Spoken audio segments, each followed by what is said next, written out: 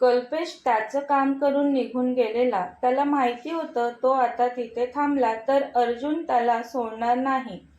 अर्जुन आजीला उचलून त्यांच्या रूममध्ये बेडवर ठेवतो. ईशा खूपच घाबरलेली. आत्ता सर्व सोडून निघून जावं असं वाटलं तिला. पण तिच्या वाटण्यावर काही नव्हतं. अर्जुनने सांगितल्याशिवाय ती तसं नव्हती करू शकत.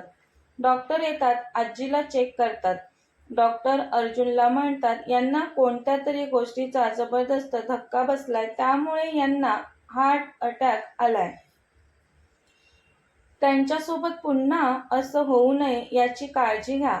आजींना त्रास होईल असं काहीच पुन्हा करू नका. अर्जुन खूपच टेन्शनमध्ये असतो. आजीच त्याची आपली असते. त्याचे आई वडील तर त्याच्या लहानपणीच त्याला सोडून गेलेले. काही वेळाने आजीला जाग येते. आजी, तुला कसं वाटतंय आता? अर्जुन लगेच म्हणाला. ईशा तिथेच आजीच्या पायाजवळ बसलेली. तीही उठून आजीजवळ येते. पण आजीशी बोलण्याची हिंमत होत नाही तिची. ईशाला पाहून आजी म्हणतात, ही मुलगी अजून इथेच आहे. अर्जुन, पहिलं या मुलीला आपल्या घरातून बाहेर काढ. मला फसवलं तुम्ही दोघांनी मिळून. हिला जाऊ दे तिच्या घरी. आजी, तू पहिली ठीक हो, मग मी तुला सर्व सांगतो. मला काही नाही ऐकायचं तुमचं. तुम्ही दोघांनी माझ्या जवळून बाहेर जा. आजी, अगं एकदा ऐकून घे, अर्जुन म्हणतो. आजीच्या छातीत पुन्हा वेदना होऊ लागते. तसा अर्जुन शांत होतो. मी जातो आजी, तू नको स्वतःला त्रास करून घेऊस, म्हणतो तो. ईशा, अर्जुन दोघेही आता आजीच्या रूमबाहेर पडतात. ईशा रूममध्ये येऊन तिची कपड्यांची बॅग भरू लागते. ईशाला बॅगमध्ये कपडे भरताना पाहून अर्जुन विचारतो तिला, काय करतेस ईशा तू? मी माझ्या घरी निघाले. तुम्ही हे सर्व आजींसाठी करत होतात. त्यांना आता सर्व खरं कळलंय तर मी इथे थांबून काहीच उपयोग नाही.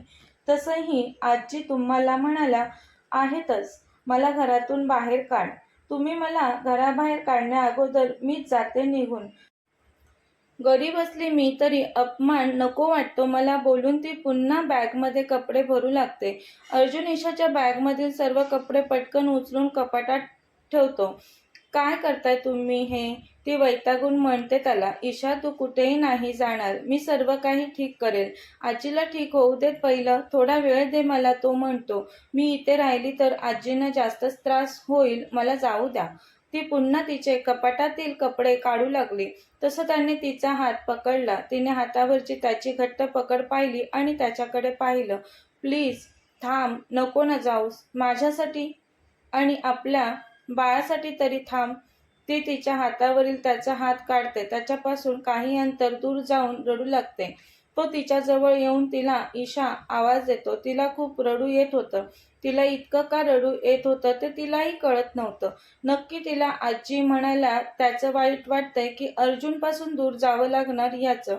त्याने तिला आवाज दिला तसं तिने पटकन डोळे पुसले आणि त्याच्याकडे पाहिलं. तुमचं काय काम असेल तर पटकन बोला, बोलून ती त्याच्यासमोरून जाऊ लागली.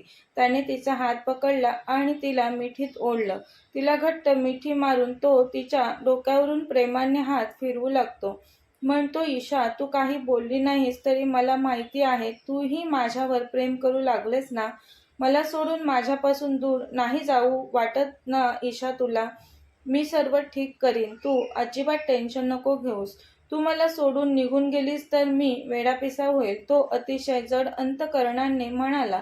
तो बोलत होता तिला ते अगदी खरं होतं.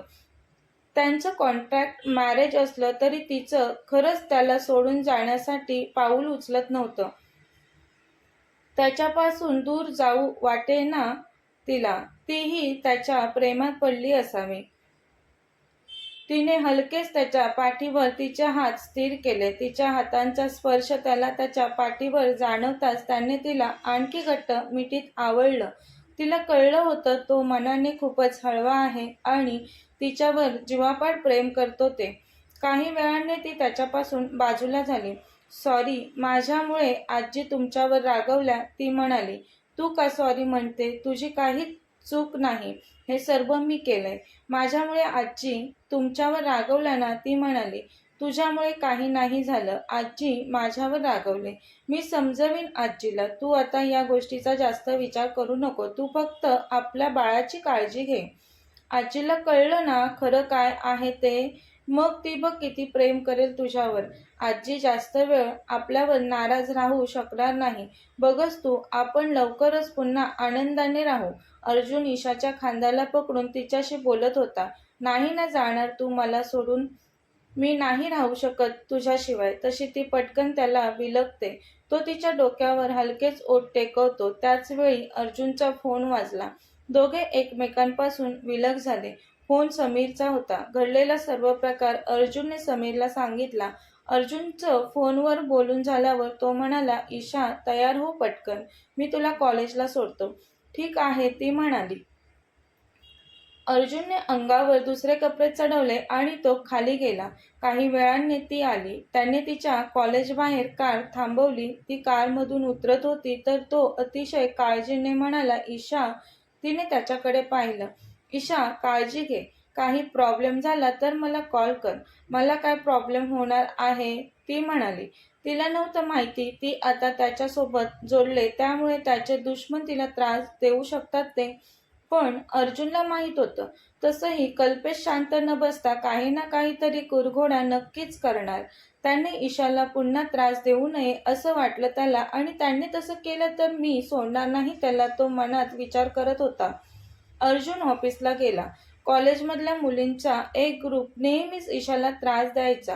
ती परिस्थितीने गरीब होती, साधी होती. कॉलेजमध्ये ती कोणालाच काही न बोलता शांत असायची. याच तिच्या स्वभावाचा कॉलेजमधल्या त्या मुलींचा ग्रुप फायदा घ्यायचा आणि तिला त्यांना हवं तसं वागवायचा. तिच्याकडून त्यांचं काम देखील करून घ्यायच्या त्या.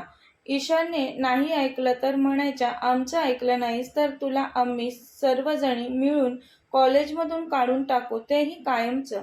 आज ती कॉलेजमध्ये आली. तिला थोडं लेटच झालेलं. त्या ग्रुपमधल्या एका मुलीने मुद्दाम ईशाच्या पायात पाय अडकवून पाडलं तिला. तशी ईशा जमिनीवर पडली. बाजूलाच उभ्या असलेल्या मोठ्या बापाच्या मुलींचा ग्रुप आता ईशावर हसत होता. ही मुलगी का येते आपल्या हायफाय कॉलेजमध्ये? हिच्याकडे पाहिलं तरी किळस येते. ही कॉलेजची फी कधीच वेळेत पेड करत नाही. दुसरी म्हणते, अगं तुला माहिती आहे का, प्रिन्सिपल सर हिला कॉलेजमधून काढून टाकणारच होते. हिने कॉलेज फी भरली नव्हती म्हणून.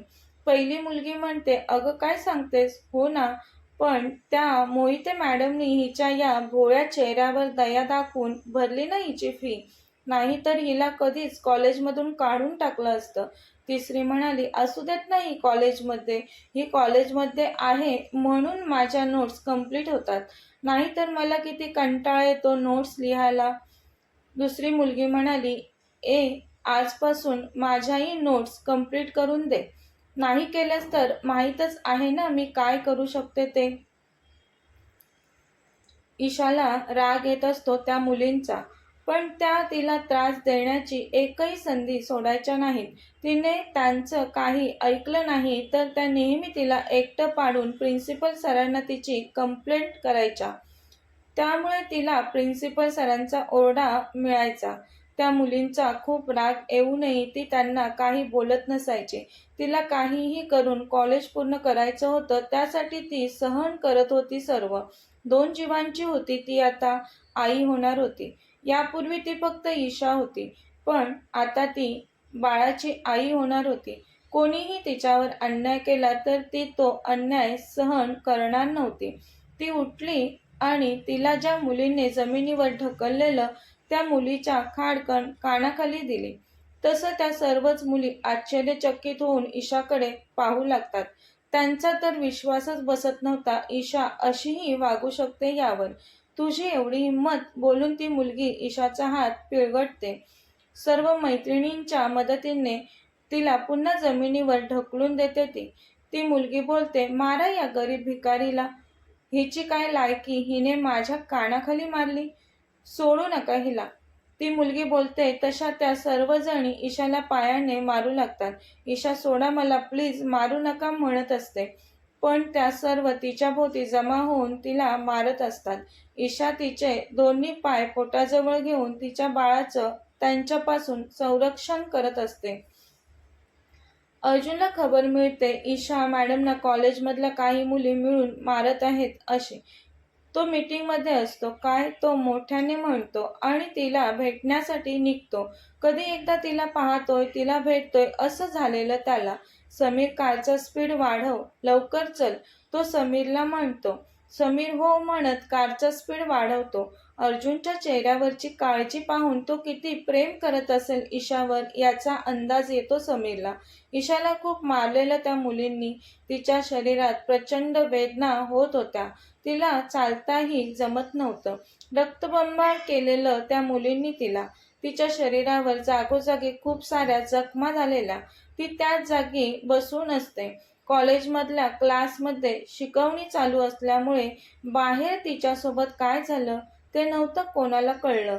अर्जुन धावत पळत ईशाजवळ पोहोचला. स्टॉप इट, तो मोठ्याने ओरडला. ईशा, तो काळजीने म्हणाला. तशा सर्व मुली ईशाजवळून बाजूला झाल्या. त्याच्या न्यू रॉयल स्टार कंपनीची चर्चा मार्केटमध्ये खूप चालू होती. त्यामुळे त्याला सर्वजण ओळखत होते आणि जी मुलगी ईशाला मारत होती तिचे वडील अर्जुनच्या कंपनीत मोठ्या पदावर कामाला होते. त्यामुळे ती अर्जुनला खूप चांगलं ओळखत होती. अर्जुनला समोरून येताना पाहून ती Arjun Mahajan the royal star कंपनीचे CEO ती ईशाला सोडून पळत अर्जुनजवळ आली. अर्जुन सर, तुम्ही इथे, ती म्हणाली. तो अतिशय रागात होता. तो तिला ढकलून देतो. ती जमिनीवर पडते. तो ईशाची अवस्था पाहून तिच्याजवळ गुडघ्यांवर खाली बसतो. ईशा, त्याने हृदयातून आर्त हाक दिली तिला. त्याचा आवाज तिने ऐकला तसं तिने त्याच्याकडे पाहिलं. घाबरून कापरं भरलेलं तिला. ती अतिशय वेदनेने विव्हळत होती. त्या सर्व मुलींनी मिळून तिला खूप बेदम मारलेलं. अर्जुन मोठ्याने बोलतो. समीर, या सर्व मुलींची हीच अवस्था झाली पाहिजे बोलून तो ईशाला 2 हातांवर उचलून हॉस्पिटलमध्ये घेऊन जाऊ लागतो. ईशा, डोळे उघड, माझ्याकडे बघ, तुला काही नाही होणार. मी आलोय ईशा, तुला मी काहीच नाही होऊ देणार. ती ऐकत असते तो काय बोलतोय ते सर्व, पण आता काहीच बोलण्याइतकी ताकद नसते तिच्यात. अर्जुन ईशाला हॉस्पिटलमधल्या बेडवर ठेवतो. डॉक्टर ओरडतो. डॉक्टर तयारच असतात. ईशाला पटकन चेक करतात. यांना खूप मार लागलाय त्यामुळे बेशुद्ध झालेत त्या, डॉक्टर म्हणाले. तिची अवस्था पाहून अर्जुनच्या हृदयात खूप वेदना होत होत्या. त्याचा जीव तिच्यासाठी हळहळत होता. अर्जुन, तुम्ही थोडा वेळ बाहेर थांबा, आम्हाला यांच्यावर उपचार करू द्या, डॉक्टर म्हणतात त्याला. तसा तो डॉक्टर, माझी बायको प्रेग्नेंट आहे. आमचं बाळ सुरक्षित आहे का ते पहा लवकर. डॉक्टर हो मिस्टर, अर्जुन बोलून ते ईशाला चेक करू लागतात. काही वेळाने ईशाची तब्येत खूपच क्रिटिकल आहे. त्यांना काही तासांसाठी बेड रेस्टची गरज आहे. त्यांना हॉस्पिटलमध्ये ॲडमिट करावं लागेल. त्या ठीक झाल्या की त्यांना डिस्चार्ज देऊ. आमचं बाळ ते कसं आहे डॉक्टर, अर्जुन विचारतो. तुमचं बाळ खूप जिद्दी आहे. एवढा मार लागलाय त्याच्या आईला पण ते व्यवस्थित आहे. बाळाच्या आईने त्याला काही होऊ न देता सुरक्षित ठेवलं. बाळाच्या आईची काळजी घ्यावी लागेल तुम्हाला. बाळाची आई ठीक असेल तर बाळ ठीक राहील, डॉक्टर म्हणाले आणि निघून गेले. तो तिच्या शेजारी बसून होता. खूप वेळ तिचा हात हातात घेऊन प्रेमाने कुरवाळत होता तिला. तिच्या अंगावर ठिकठिकाणी जखमा झालेल्या, त्यावर डॉक्टरांनी मलमपट्टी केलेली. अर्जुन खिशातून मोबाईल काढून समीरला कॉल करतो. विचारतो, समीर, त्या मुलींना शिक्षा केलीस का? समीर हो म्हणतो. पुन्हा त्या ईशा वहिनींच्या काय कोणत्याच मुलीच्या वाट्याला जाण्याचा विचारही नाही करणार. समीर, तू घरी आजीजवळ जा. मी हॉस्पिटलमध्ये ईशाजवळ थांबणार आहे. ठीक आहे, समीर म्हणतो. अर्जुन कॉल कट करतो. समीर घरी आजीजवळ आलेला आजीची काळजी घेण्यासाठी. आजी, कशा आहात? समीर विचारतो आजीला. समीर, तू कसा काय आलास? आजी म्हणतात. आजी, तुमची तब्येत ठीक नाही ते कळलं मला अर्जुनकडून, म्हणून तुम्हाला पाहायला आलोय. समीर, अर्जुनचं नाव नको घेऊस माझ्यासमोर. मी त्याच्या लग्नाच्या मागे लागलेली लग्न कर म्हणून, तर त्याने मला त्याचं लग्न झालंय असं खोटं सांगितलं. नाटक करत होता तो लग्न झाल्याचं, आणि अशी मुलगी घरात इतक्या दिवस ठेवून घेतली जिच्या पोटात दुसऱ्या कोणाचं तरी मूल आहे. आजी, ईशा वहिनींच्या पोटात अर्जुनचंच बाळ आहे. तूही त्याचाच मित्र. त्याच्या खोट्या नाटकात तूही सामील असशीलच ना. आजी, तुम्ही समजता तसं काही नाही. मी एकही शब्द खोटं नाही बोलणार तुमच्याशी. आमच्या मैत्रीची शपथ घेऊन तुम्हाला सर्व खरं सांगतो मी. प्लीज आजी, ऐकून घ्या माझं. बोल, आजी म्हणाल्या. आजी, अर्जुन कधीच लग्न करणार नव्हता. तुम्ही खूपच त्याच्या मागे लग्न कर म्हणून लागलेलात. मग त्याचा नाविलाज झाला. त्याने कॉन्ट्रॅक्ट मॅरेज करण्याचा निर्णय घेतला. तुम्ही येणार होतात त्याचं लग्न लावायला. त्या अगोदरच त्याला तुम्हाला त्याने लग्न केलं असं दाखवायचं होतं. नाहीतर तुम्ही आल्यावर त्याचं लग्न लावणारच होतात. म्हणूनच त्याने कॉन्ट्रॅक्ट मॅरेजचा घाट 6 महिन्यांपूर्वी घातलेला. त्याला माहितीही नव्हतं ईशा वहिनींसोबत त्याचं लग्न होत आहे ते. त्याने फक्त पेपर साईन करून दिलेले वकिलाकडे. ईशा वहिनींना तेव्हा पैशांची खूपच गरज होती. त्यांच्या मावशीचं ऑपरेशन करायचं होतं, त्यामुळे त्या कॉन्ट्रॅक्ट मॅरेज करायला तयार झाल्या. ईशा वहिनींची परिस्थिती खूप हलाखीची आहे. त्यांना पैसे हवे होते, त्यामुळे त्यांनी कॉन्ट्रॅक्ट मॅरेज साईन केलं.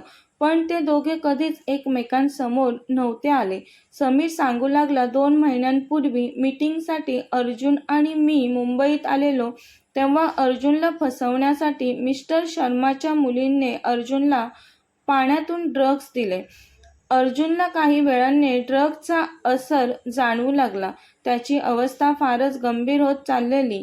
मी त्याला हॉस्पिटलमध्ये घेऊन चाललेलो, पण प्रवासात असल्यामुळे हॉस्पिटलही लवकर कुठे दिसत नव्हतं. त्याचवेळी ईशा वहिनींनी कार थांबवून माझ्याकडे मदत मागितली. त्यांच्या मागे काही गुंड लागलेले. अर्जुन ठीक आहे, घे त्यांना कारमध्ये म्हणाला. ईशा वहिनी अर्जुन शेजारी बसल्या आणि जे नको व्हायला तेच झालं. ड्रग्जच्या नशेत अर्जुनने ईशा वहिनींवर जबरदस्ती केली आणि त्या आता प्रेग्नेंट आहेत. अर्जुनने त्यांना खूपच समजवलं, मी लग्न करेल तुझ्याशी, तुझी आणि आपल्या बाळाची जबाबदारी घेईल मी. पण ईशा वहिनी स्वतःला अर्जुनच्या बरोबरीची समजत नसल्यामुळे त्याच्यासोबत लग्न करायला नकार देतात. अर्जुन खूपच जास्त प्रेम करू लागलाय ईशा वहिनींवर, पण ईशा वहिनी अर्जुनपासून जाणून-बुजून लांब राहतात. मी तुमच्या स्टेटसची नाही, तुमचं आणि माझं नातं जुळणं कधीच शक्य नाही असं म्हणून. काय तू सांगतोस ते सर्व खरं आहे? आजीने विचारलं समीरला. हो आजी, मी जे सांगितलं तुम्हाला त्यातील एकही शब्द मी माझ्या मनाचा नाही सांगितला. ईशा वहिनींच्या पोटात आपल्या अर्जुनचंच बाळ वाढत आहे. आजी खूप खुश होतात. ईशा कुठे आहे? गेली का घर सोडून? आजी, ईशा वहिनी आता हॉस्पिटलमध्ये आहेत. त्यांची कंडिशन खूपच क्रिटिकल आहे. डॉक्टरांनी ईशा वहिनींना हॉस्पिटलमध्ये ॲडमिट करून घेतलंय काही तासांसाठी. पण का? काय झालं ईशाला? आजीने काळजीने विचारलं. समीरने ईशा वहिनींसोबत कॉलेजमध्ये घडलेला सर्व प्रकार आजीला सांगितला. किती सहन केलं रे समीर त्या इतक्याशा मुलीने, आणि मीही काहीच न समजून घेता कल्पेचं ऐकून माझ्या ईशाला स्वतःपासून दूर केलं. समीर, मला ईशाजवळ घेऊन चल. मला पाहायचं आहे ईशाला. हो आजी, म्हणून समीर आजीला घेऊन हॉस्पिटलमध्ये येतो. आजी ईशाजवळ येऊन, ईशा बाळा कशी आहेस म्हणतात. ईशा, आजी तुम्ही का आलात? तुमची तब्येत ठीक नाही ना म्हणते. मी ठीक आहे आता. आजी म्हणते तिला तुमच्या बाळाला खेळवायचं आहे मला. तशी ईशा अर्जुनकडे पाहू लागले. अर्जुन म्हणाला, आजी काय म्हणालीस? म्हणजे आजी तुझा राग गेला तर? हो रे बाळा, गेला माझा राग. तुला माहिती आहे ना मी जास्त वेळ तुझ्यावर राग धरत नाही ते. या समीरने मला सर्व खरं सांगितलं.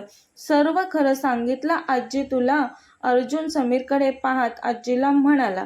समीर त्याचे कान पकडून सॉरी मित्रा म्हणाला आणि अर्जुनच्या तावडीतून सुटण्यासाठी तिथून पळालाच. तुला तर मी पाहीन नंतर, पण आता मी पहिलं ईशा आणि आजीकडे पाहतो, तो मनात म्हणाला. कथेचा पुढील भाग पाहण्यासाठी चॅनलला सबस्क्राईब करा. कथा आवडल्यास लाईक, शेअर आणि कमेंट करायला विसरू नका. धन्यवाद.